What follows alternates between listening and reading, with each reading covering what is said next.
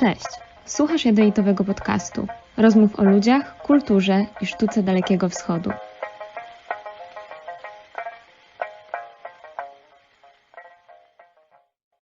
Witam wszystkich bardzo serdecznie w 8. odcinku Jadeitowego Podcastu. Due to the fact that my today's guest is a foreigner, I will switch my language into English. So let's start then. 24th of February became a historic day. The ongoing war in Ukraine made many people resign from publishing the content they had created so far. However, in order not to stop publishing the next Jadeitowy Podcast episodes, I decided to record a short series of conversations with Ukrainians living in Asian countries. And this podcast never talked about politics, so I will not go into that. Let us concentrate on the lives of my guests. And today I will talk with Inesa. Inesa, thank you so much for accepting the invitation. Yeah, I'm very happy to talk to you. Okay, so at first Inesa told me that her life is really ordinary, and I thought myself, life in a small town of Jincheng, Shanxi province in China, of course, it must be amazing. So Inesa has been living in China for 7 years now. How did it happen that you moved to China? Okay, so everything began when I graduated from my university. And you know, that period of time, you're young, you want to do something, you want to explore the world. And during that time, China was really like a place where everyone want to try to work and travel. So I decided to try to and moved to, the first I was working like interpreter.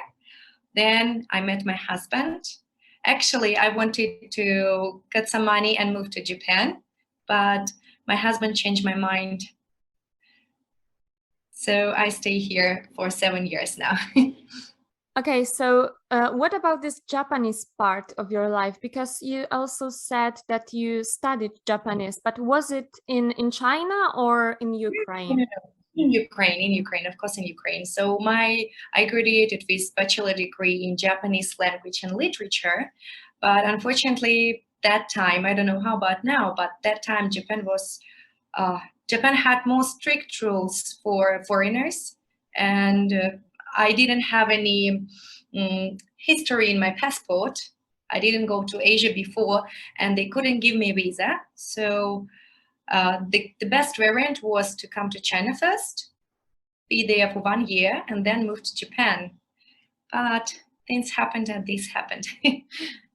Okay, and what was your first impression of China? Because I think it's still really different than Japan, yeah? Yeah, the first city I came to was Beijing, and truly speaking, I had that pink glasses and everything was so wonderful. And, you know, Ukraine, Beijing, we had some similar architecture. Even I didn't feel like something new.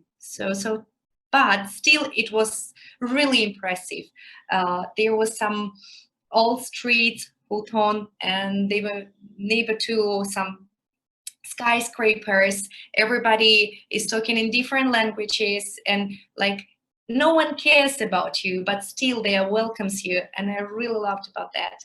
The food, people, that was wonderful. Truly speaking, I want to express such feelings once again. Yeah, so food is probably one of the most important thing in Chinese culture in general. So yeah, it had to be really surprising for you as well. And what surprised you the most? Was there anything that happened to you that made you feel comfortable, or maybe at the beginning there were many things that made you, I don't want to say unsafe, but new things to you? Mm-hmm. Like some kind of struggling, maybe, right? Oh, in the beginning, everything was really, I felt fantastic. Like even some small problems, I felt really great. Maybe the first time after half of a year, I faced the first problem when I came to hospital, because even a hospital had some English speaking staff, they still couldn't help you. So that was a big problem. Even now, for me, going to the hospital is a big stress.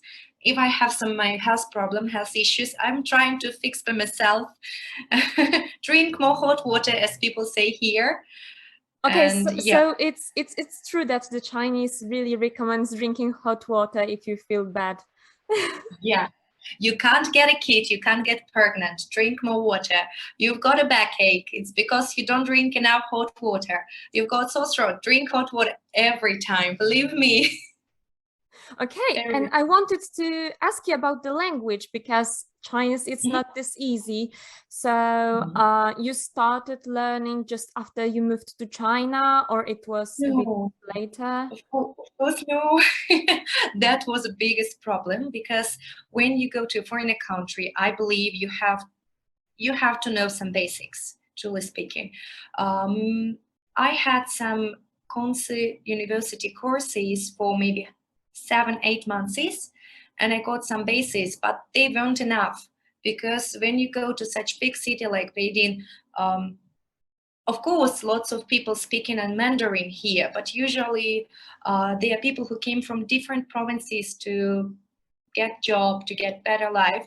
So they can't speak properly the Mandarin dialect here. So that in the beginning, I struggled a lot, because people don't understand you, you don't understand them.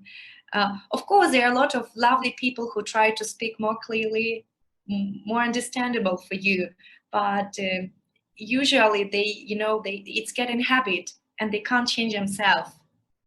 Yeah, and sometimes words are even different, depending on the dialect you are speaking in. And I wanted to ask about Shanxi, because this is a province near to the Beijing, but it's still another province. So is there any special dialect here, or? Yeah, I got your question. So when the first moved to Shanxi, it was approximately 5 years ago. I already told you before, that was the first time I felt some kind of culture shock, because during that time, my Putonghua, my Mandarin dialect was kind of fine. I was satisfied with that. But when we first moved here, my father-in-law, my mother-in-law, my grandmother-in-law, everybody was speaking their special dialect. My father, mother, and they can understand each other, but I couldn't understand them. So they tried, but they couldn't speak in Mandarin dialect to me. And the point is, every village, every small city here every small town, has got own dialect. So that was a big issue, really. And especially people who are 40, 50 years old and above, they just can't speak their local dialect.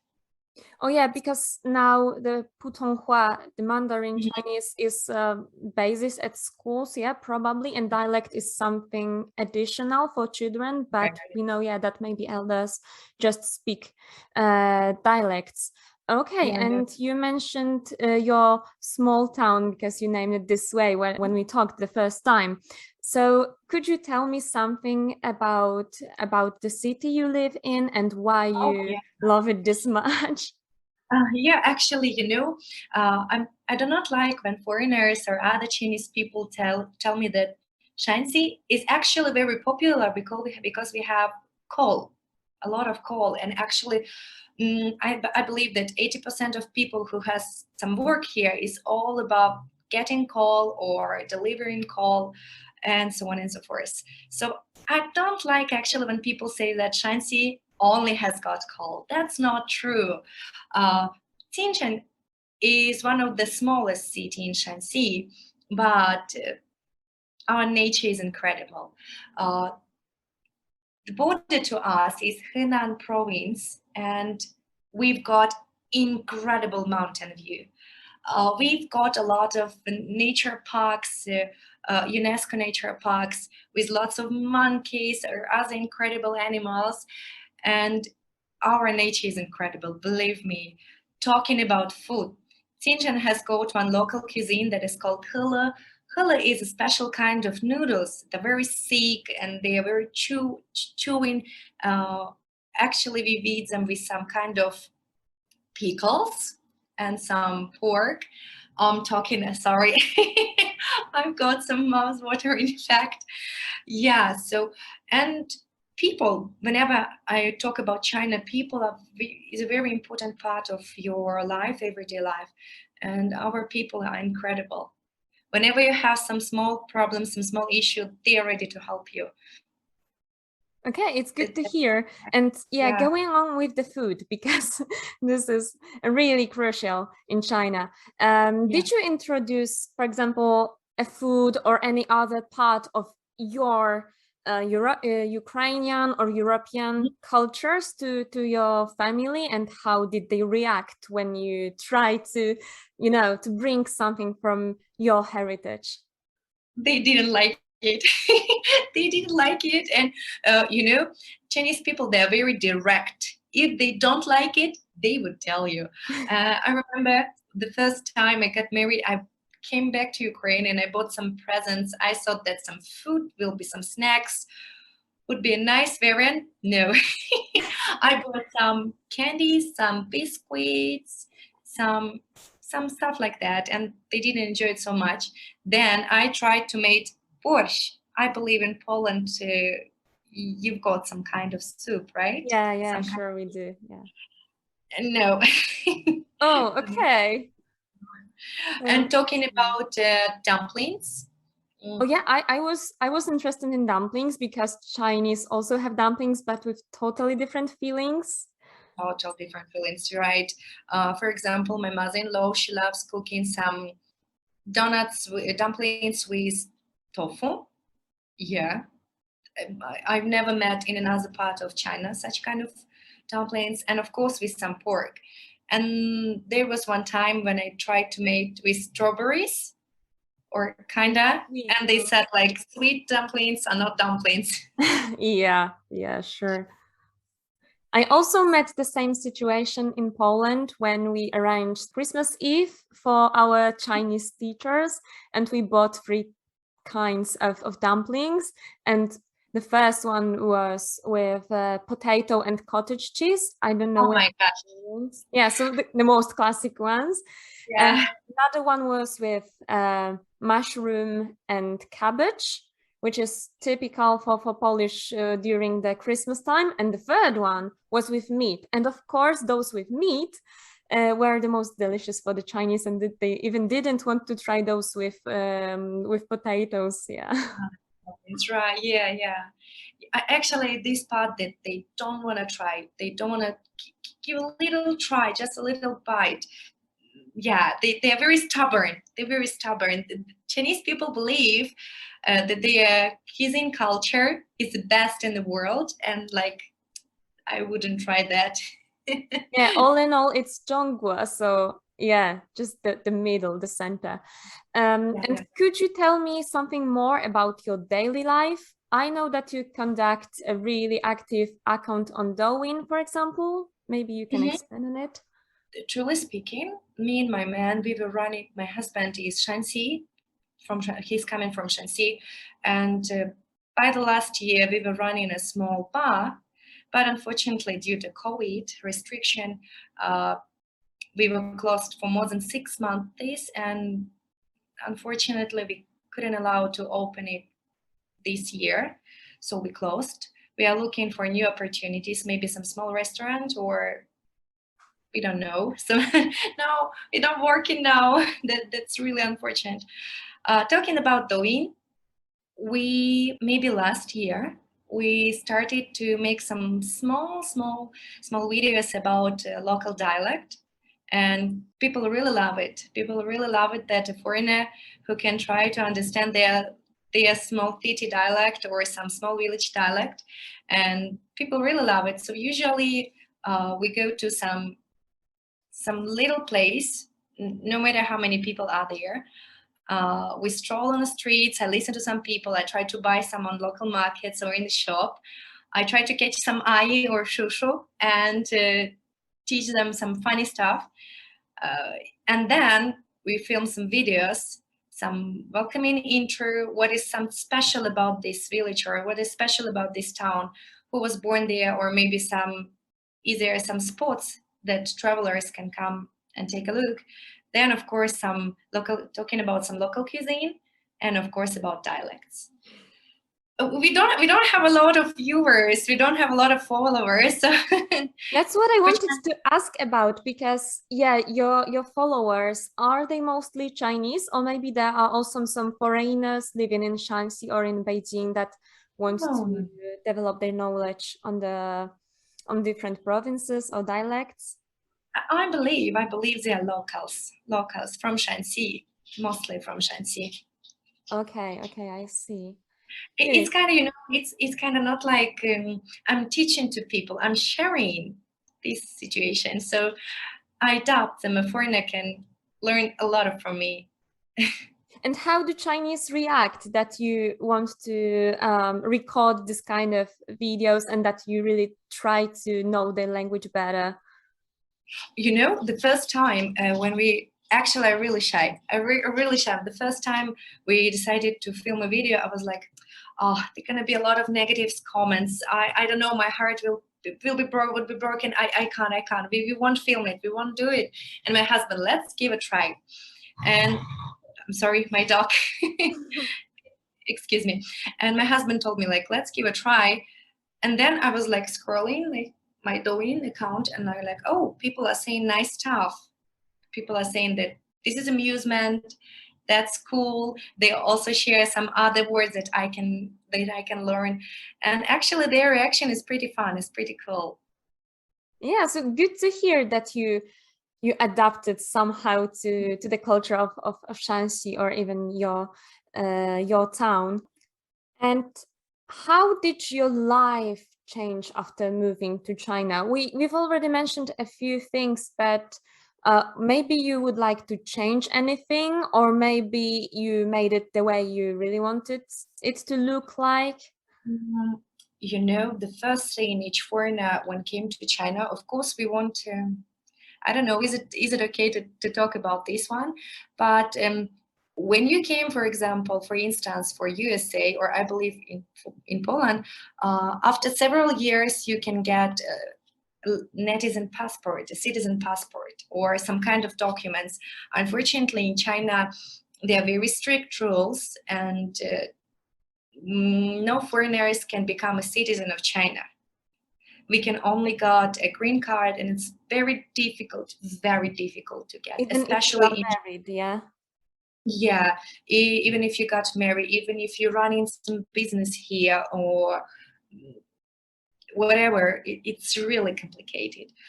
As I remember, every year they give 10,000 or less green cards for all country. And for the last 10 years, oh my God, 10, for the last 10 years, none in Shanxi got this green card. So this one, I'd like to change this one, because when Chinese see a passport, they like, 什么意思? They don't know what to do with it, and it's going to be much more easier to get this card. But I believe that living in China as a foreigner, sometimes it can be complicated, but usually I really love their lifestyle. I really love for how government makes their life much easier. Everything is for people here.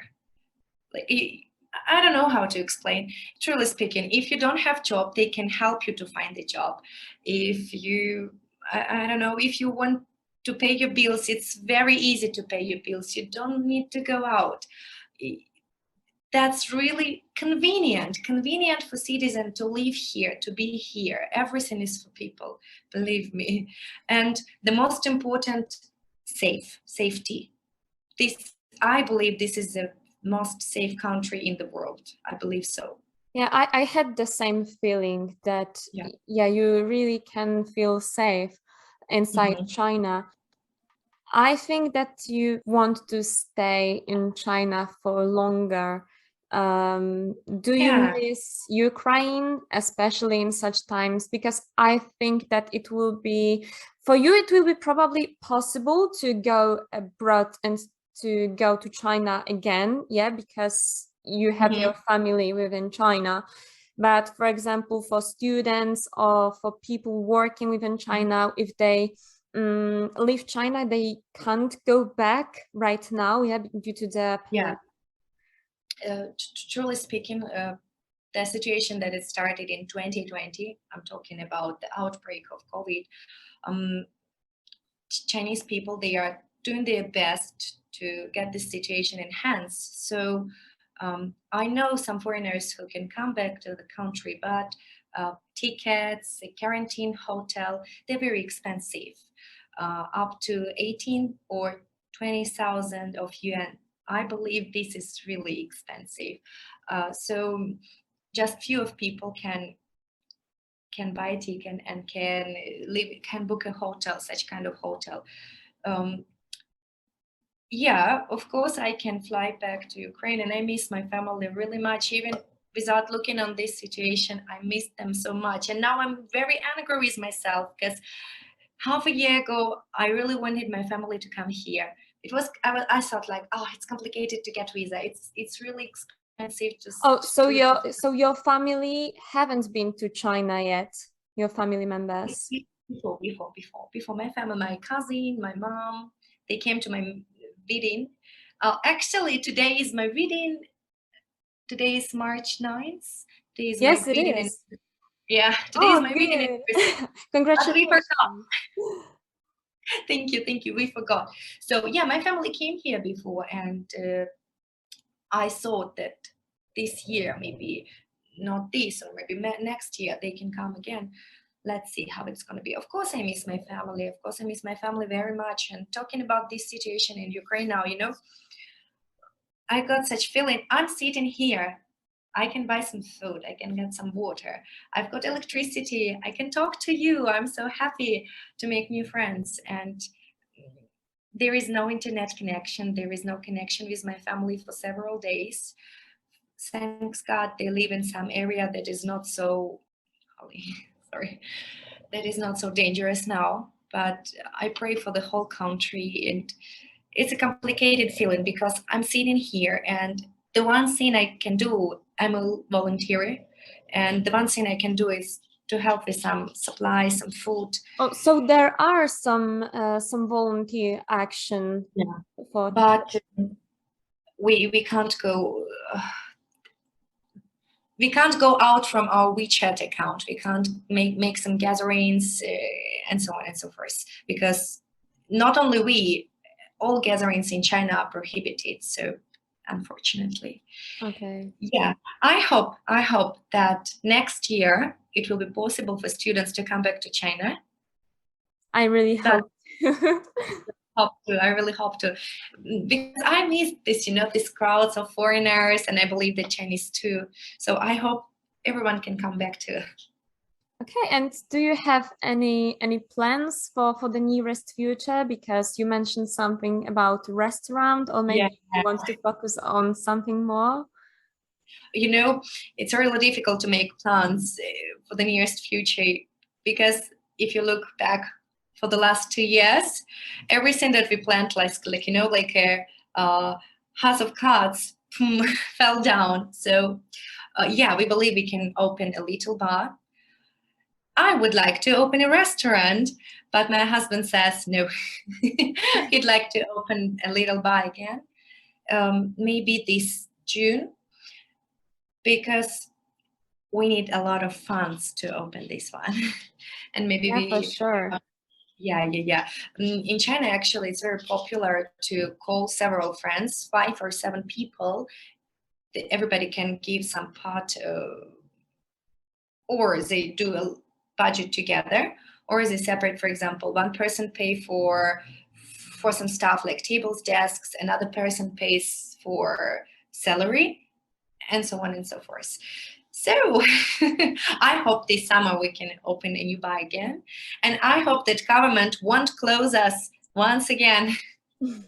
Oh, so this is a government that closed some businesses. Yeah. Okay, I thought that this is your decision, but maybe they know how it will look like, and if they can do such things. Okay. It was Pardon, I made a little misunderstanding. So government pushed us to make a decision because the rules are really strict for all small businesses, no matter what is it, or you're selling some clothes, or you're selling some roast chicken, or it's a little bar, or it's a little restaurant, or even school, like a private school, no matter what, piano dancing, they were not allowed to open for a long time. So unfortunately, a lot of people went bankruptcy during this last year.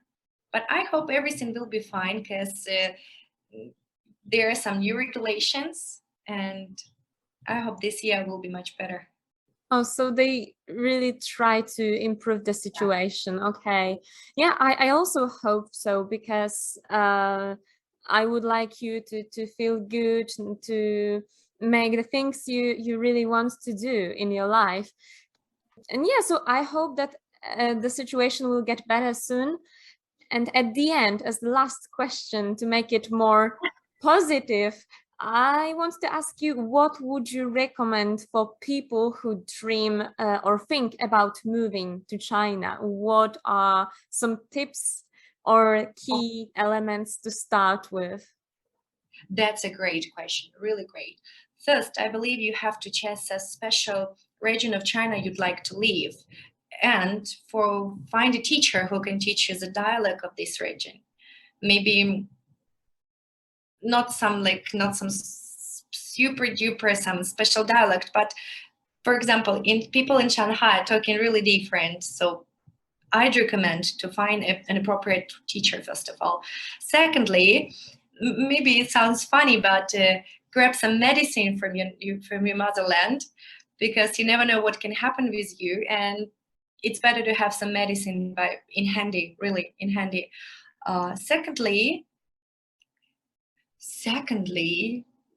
Thirdly, okay, so language, medicine, find more friends. Chinese people, I really love to make friends with foreigners and practice their language. Actually, my husband tend to be my friend too. So find some friends, and they really love to call, for example, for some holidays. So you can learn culture, you can learn language. It's great. Of course, to learn some facts, and prepare some appropriate documents. For example, if you come to study in China, please go to a student visa. If you're a spouse like me, please take a spouse visa. Or if you're preparing to get work here, because recently foreigners are not a lot and they're checking this. So got an appropriate documents for your occupation, for your kind of stuff. Yeah, that's just little tips. So yeah, so we have 5 things, I think. Yeah, so language, medicines, friends, yeah, visa, and what else? And to know some things about the place you want to go to or to live in. And the last one, sorry for interrupting. Okay. VPN. Several VPNs, believe me, because that's really important. You can't download VPN in China, and if you don't have VPN, bye-bye YouTube, bye-bye Instagram and other stuff. Yeah, without it, we wouldn't even meet each other, yeah, isn't it? Yeah. Okay, Ness, so thank you so much for agreeing to record this conversation with me, and I hope you didn't get tired of me at such a late hour. Yeah, because there is 7 hours time difference, I think. Yeah, something like this from Warsaw to the Beijing time. That's fine. So I wish you and your husband all the best, especially in this special day for you.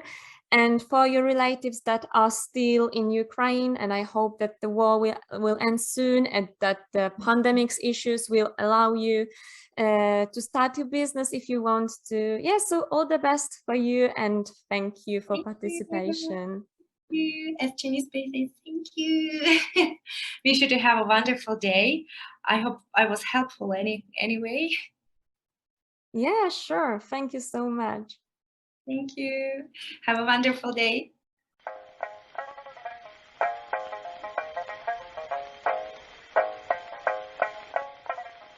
To był Jadeitowy Podcast. Do usłyszenia wkrótce.